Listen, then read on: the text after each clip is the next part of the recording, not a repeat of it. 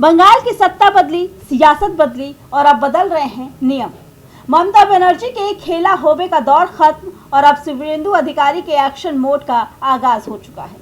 कोलकाता की गलियों से लेकर दिल्ली के गलियारों तक बस एक ही चर्चा है, क्या बंगाल में भी अब उत्तर प्रदेश की तरह योगी मॉडल लागू होगा?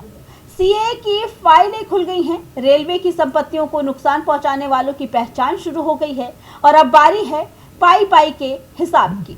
साल 2019 बंगाल की सड़कों पर वो आग, वो पत्थरबाजी और वो रेलवे स्टेशन पर तबाही का मंजर भला कौन भूल सकता है। तब की ममता बनर्जी सरकार खामोश थी, लेकिन अब तस्वीर बदल चुकी है। मुख्यमंत्री शुवेंदु अधिकारी ने साफ कर दिया कि कानून हाथ में लेने वालों को बख्शा नहीं जाएगा। बता दें कि 13 दिसंबर 2019 को उलुबेरिया के पास फलकनुमा एक्सप्रेस पर पथराव की घटना हुई। इसके बाद मुर्शिदाबाद के बेलडांगा रेलवे स्टेशन को 15 और 16 दिसंबर को आग के हवाले कर दिया गया।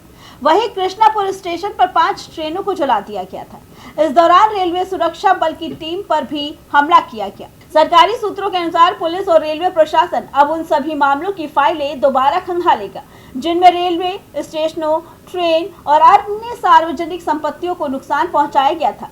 जांच के आधार पर जिम्मेदार लोगों की पहचान कर उनसे नुकसान की भरपाई कराने की प्रक्रिया शुरू की जाएगी।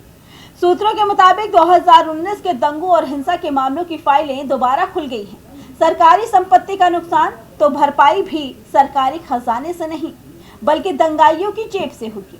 बंगाल सरकार अब उत्तर प्रदेश की रिकवरी मॉडल को अपनाने की तैयारी में है।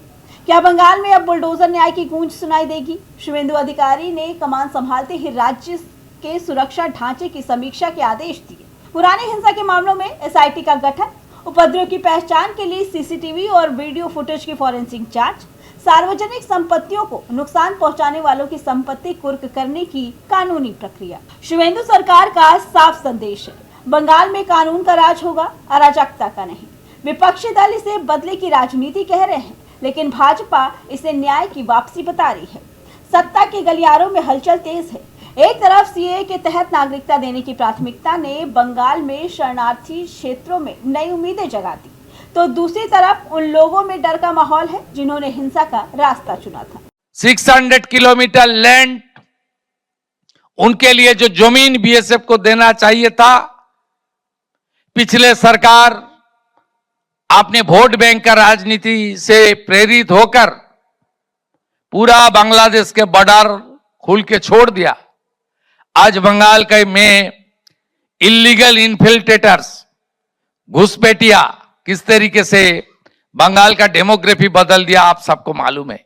बंगाल की राजनीति में अब सॉफ्ट हिंदुत्व और हार्ड एडमिनिस्ट्रेशन का ये मिश्रण कितना कारगर होगा? 2026 के इस सियासी बदलाव ने बंगाल को एक नए मोड़ पर लाकर खड़ा कर दिया है। इसके बारे में आपका क्या कहना है? हमें कमेंट करके जरूर बताइए। Bureau report, prime TV.